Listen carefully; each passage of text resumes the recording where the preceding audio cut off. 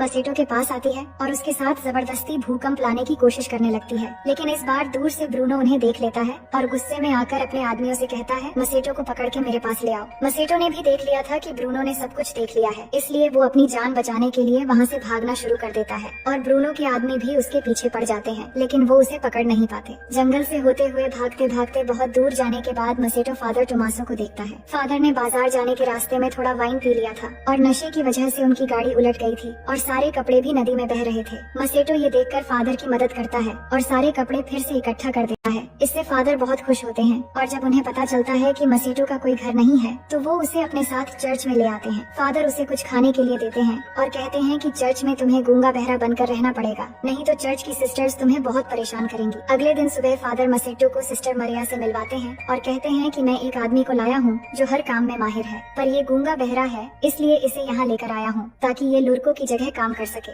ये सुनकर मरिया भी उसे काम पर रख लेती है। अब उसी दिन से मसेटो काम पर लग जाता है, पर सिस्टर अलेसांड्रा और फर्नांडा को नहीं पता था कि मसेटो को काम पर रखा गया है। तो फर्नांडा उसे घुसपैठिया समझकर भागते हुए उसके पास आती है और एक कुल्हाड़ी से डराकर उससे पूछने लगती है कि तुम कौन हो। तभी सिस्टर अलेसांड्रा जल्दी से मरिया को लेकर आती है और मरिया आकर उन्हें बताती है कि ये उनका नया माली है जिसका नाम मसेटो है और ये गूंगा बहरा है। फिर मरिया की बात सुनकर फर्नांडा उसे छोड़ देती है। इसके बाद हम सिस्टर मरिया और अलेसांड्रा को देखते हैं, जहाँ मरिया बताती है कि तुम सिस्टर्स ने मिलकर जो कपड़े बुने थे वो फादर से बाजार जाते समय लुटेरों ने जबरदस्ती छीन ली। मुझे अफसोस है कि तुम लोगों की मेहनत बेकार चली गई, पर अब से कपड़े बुनने के काम को बढ़ाने के लिए हम कुछ और लोगों को भी ले आएंगे ताकि कम समय में ज्यादा कपड़े बनाए जा सकें। इसके बाद अलेसांड्रा को वायोला नाम की एक बूढ़ी नन के साथ कपड़े बनाने के काम करते हुए देखते हैं, पर इस दौरान उससे कपड़े बनाने की फ्रेम टूट जाती है तो उसे ठीक करवाने के लिए वो मसेटो के पास जाने लगती है। पर तभी सिस्टर जिनेव्रा अलेसांड्रा को जाते हुए देख लेती है और छिपकर उस पर नजर रखने लगती है। अलेसांड्रा मसेटो से वो फ्रेम ठीक करने के लिए कहती है, जिसे मसेटो ठीक करने लगता है। लेकिन अलेसांड्रा यहाँ अपने दिल की भड़ास निकालने लगती है कि वो यहाँ नहीं रहना चाहती और न ही सिलाई का काम करना चाहती है। वो यहाँ से बाहर निकलकर अपनी जिंदगी को अच्छे से जीना चाहती है। पर ये सुनते हुए भी मसेटो कोई एक्सप्रेशन नहीं देता क्योंकि वो सभी के सामने गूंगा बहरा बना हुआ है। अलेसांड्रा भी ये जानती थी कि मसेटो कुछ नहीं सुन पाएगा और न ही किसी से कुछ कह पाएगा। इसके बाद रात के समय मसेटो के कमरे में फादर आते हैं और उससे पूछते हैं आज का दिन कैसा गया, क्योंकि यहाँ की सिस्टर्स थोड़ी झगड़ेलू हैं, जिससे काम करना थोड़ा मुश्किल हो सकता है। पर मसेटो कहता है कि हाँ, कुछ सिस्टर्स सच में काफी झगड़ेलू हैं, लेकिन मैं अपना काम संभाल लूंगा। फादर कहते हैं कि चिंता मत करो, वो तुम्हें नुकसान नहीं पहुँचाएंगी, पर कुछ भी हो मुझे बताते रहना और उनके सामने गूंगा बहरा बने रहना, जिससे वो तुमसे ज्यादा उलझेंगी नहीं। वहीं फर्नांडा अपने कमरे में कुछ पढ़ रही होती है, तभी उसकी खिड़की में कोई पत्थर फेंकता है तो वो खिड़की खोलकर देखती है कि उसकी बचपन की फ्रेंड मार्टा उससे मिलने आई है। इसके बाद दोनों अलेसांड्रा के कमरे में जाती है और तीनों मिलकर वाइन पीने लगती हैं। कुछ देर में वहाँ सिस्टर जिनेव्रा भी आ जाती है और सभी मिलकर मजे करने लगते हैं। फिर ड्रिंक करते हुए वो रोमांटिक बातें भी करने लगती हैं। मार्टा उन्हें लड़कों के बारे में कई सारी बातें बताने लगती है कि एक जड़ी बूटी है जिसे एक खास तरीके से इस्तेमाल करके लड़कों को अट्रैक्ट किया जा सकता है, और ये सब सुनते हुए बाकी तीनों भी बहुत मजे लेती हैं। अगले दिन मसेटो जब काम कर रहा होता है तब अलेसांड्रा वहाँ आती है और मसेटो से कहती है, मैंने तुम्हारे लिए ये रुमाल बनाया है। फिर वो रुमाल से मसेटो के पसीने पहुँचने लगती है और पास बैठकर उससे बातें करने लगती है। दरअसल पिछली रात मार्टा की रोमांटिक बातों को सुनने के बाद उसके मन में नौटी ख्यालात आ गए थे, इसलिए वो बात करते करते अचानक उसे किस कर लेती है, जिससे मसेटो भी इस चांस को बिना गवाए वहीं पर उसके साथ तूफान और भूकंप के मजे लेने लगता है। लेकिन तभी चर्च की घंटी बजने से मसेटो घबरा जाता है और अलेसांड्रा भी जल्दी से खुद को संभालकर चर्च में प्रे करने चली जाती है। लेकिन प्रे करते समय फर्नांडा अलेसांड्रा के स्कार्फ और नाखून में मिट्टी लगी हुई नोटिस करती है। अगले सीन में जिनेव्रा और फर्नांडा कपड़े धो रही होती है। तभी वहाँ अलेसांड्रा आती है जो बहुत खुश नजर आ रही थी। वो उनसे कहती है, कल रात बहुत मजा आया।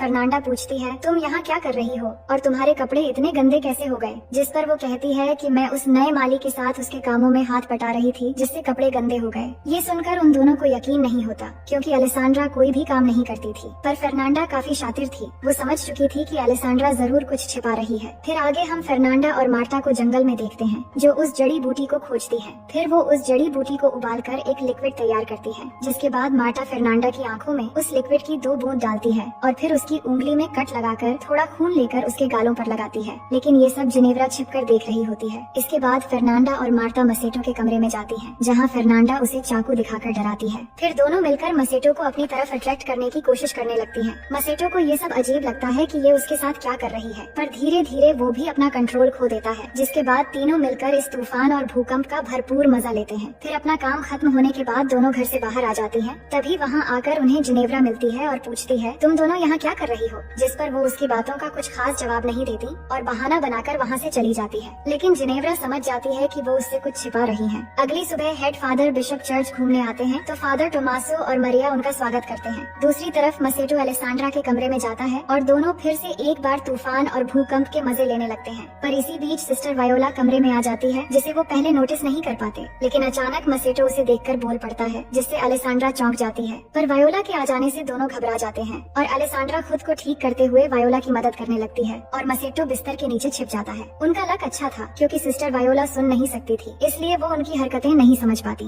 बाद में मसेटो बिना कोई भी आवाज किए खिड़की से निकल जाता है। अगले दिन जिनेव्रा मसेटो को आराम करते हुए देखती है और उसे अट्रैक्ट करने के लिए वो जड़ी बूटी बनाने लगती है, लेकिन वो इसे आँखों में डालने के बजाय पी लेती है। फिर वो अपने हाथ से खून निकालकर गालों पर लगा लेती है। वहीं अलेसांड्रा मसेटो के कमरे में आती है और उससे पूछती है कि उसने झूठ क्यों बोला कि वो गूंगा है। इतने में जिनेव्रा के आने की आवाज सुनकर अलेसांड्रा एक कोने में जाकर छिप जाती है और मसेटो सोने का नाटक करने लगता है। जिनेव्रा जड़ी बूटी के नशे में मसेटो के पास आकर चिपकने लगती है और अजीब अजीब हरकतें करने लगती है। लेकिन फर्नांडा के आने की आवाज सुनकर वो भी जाकर छिप जाती है जहाँ पहले से अलेसांड्रा थी और एक दूसरे को देखकर दोनों चौंक जाते हैं। इसके बाद फर्नांडा कमरे में आती है और चाकू से डराकर मसेटो के हाथ बांधकर उसकी आंखों पर पट्टी लगा देती है और फिर उसे डरा धमकाकर जंगल की तरफ ले जाने लगती है। पर अलेसांड्रा और जिनेव्रा छिपकर उसका पीछा करती हैं। फिर जब वो जंगल के बीच पहुंचते हैं तब तक रात हो चुकी थी। वो देखते हैं जंगल के बीचों बीच आग जली हुई है और वहाँ कई सारी लड़कियाँ बिना कपड़ों के नाच रही हैं और पास में उन्होंने मसेटो को भी बांध के रखा हुआ था। अलेसांड्रा कहती है कि ये लोग क्या कर रहे हैं। जिनेव्रा कहती है, मैंने इस तरह के विधि के बारे में एक बार पढ़ा था जिसमें इंसानों की बलि देकर कुछ लड़कियाँ चुड़ैल की शक्ति हासिल करती हैं और यहाँ पर हमें पता चलता है कि फर्नांडा रोज गधे के बहाने ये सब करने आती थी और अब मार्टा भी इसमें शामिल हो चुकी है। मार्टा और फर्नांडा मसेटो को बलि देने ही वाली होती हैं। तभी मसेटो डर के मारे बोल पड़ता है कि मुझे छोड़ दो। ये सुनकर उन्हें भी पता चल जाता है कि मसेटो गूंगा बहरा नहीं है। वही नशे की हालत में जिनेव्रा भी कपड़े उतारकर उन लड़कियों के साथ नाचना शुरू कर देती है और ये देखकर सभी लड़कियां भागने लगती हैं और मार्टा जाकर जिनेव्रा से झगड़ने लगती है कि वो यहाँ क्यों आई है। इसी बीच फर्नांडा मसेटो को बलि देने वाली होती है। तभी अलेसांड्रा वहाँ पहुंचकर फर्नांडा से चाकू छीन लेती है और मसेटो को बचा लेती है। वहीं जिनेव्रा और मार्टा के हाथापाई में जिनेव्रा मार्टा को डंडे से मारकर बेहोश कर देती है। फिर उसके कपड़े पहनकर वो गधे को लेकर चर्च की तरफ भाग आती है। चर्च पहुंचकर वो चिल्लाने लगती है कि फर्नांडा एक चुड़ैल है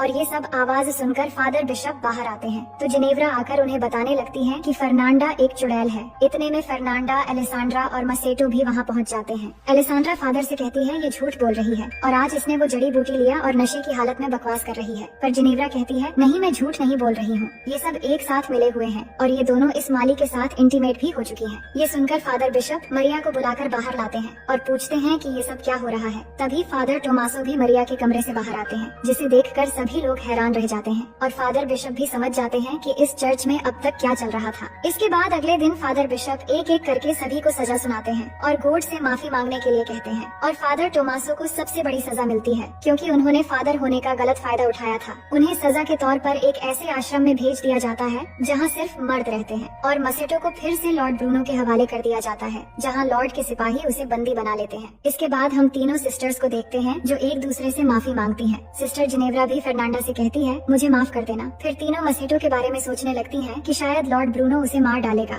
इसलिए वो उसे बचाने का एक प्लान बनाती है। उधर लॉर्ड ब्रूनो ने मसेटो को जेल में बंद कर दिया था और फिर वहाँ आकर कहता है, मैंने अपनी वाइफ को कुत्तों और जंगली जानवरों के साथ बांध दिया है ताकि उसे दर्दनाक मौत मिले और अब तुम्हारी बारी है, पर मैं तुम्हें नहीं मारूंगा और जिंदा रखकर उससे भी ज्यादा टॉर्चर करूंगा। ये कहकर वो वहाँ से चला जाता है। इसके बाद मसेटो उन सिपाहियों से रिक्वेस्ट करने लगता है कि वो उसे आजाद कर दें, लेकिन वो मना कर देते हैं और उल्टा उसका मजाक उड़ाने लगते हैं। फिर कुछ देर बाद एक कछुए पर जलती हुई मोमबत्ती देखकर सिपाही उसके पीछे पीछे चले जाते हैं। असल में उस कछुए को सिस्टर्स ने छोड़ा था और उनके जाते ही तीनों सिस्टर्स आकर मसेटो को बाहर निकाल लेती हैं और उसकी जगह एक पुतला रखकर मसेटो को सिस्टर्स के कपड़े पहना देती है। फिर उसे लेकर जंगल की तरफ भागने लगती है। वही मरिया को देखते हैं जो गधे को साथ लेकर टोमासो से मिलने आती है और दोनों बहुत खुश होते हैं क्योंकि उनके बीच प्यार हो गया था और वो एक दूसरे से दूर नहीं रह पा रहे थे। इतने में वो कुछ आवाजें सुनकर वो छुप जाते हैं और तभी फर्नांडा अपने गधे को वहाँ देखती है कि ये गधा यहाँ कैसे आया, लेकिन जिनेव्रा उसे वहाँ से ले जाती है। फिर उनके जाने के बाद मरिया और टोमासा बाहर आते हैं और वो समझ चुके थे कि उन तीनों सिस्टर्स ने मसेटो को छुड़वा लिया है, पर उनकी शरारत देखकर वो एक दूसरे को देखकर मुस्कुराते हैं और दोनों एक साथ वहाँ से जाने लगते हैं और इसी के साथ कहानी यहीं पर खत्म हो जाती है। तो दोस्तों, मैं उम्मीद करती हूँ हूँ कि ये कहानी आपको बेहद पसंद आएगी और अगर आप हमारे चैनल में पहली बार आए हैं तो वीडियो को लाइक करके चैनल को सब्सक्राइब कर लीजिए।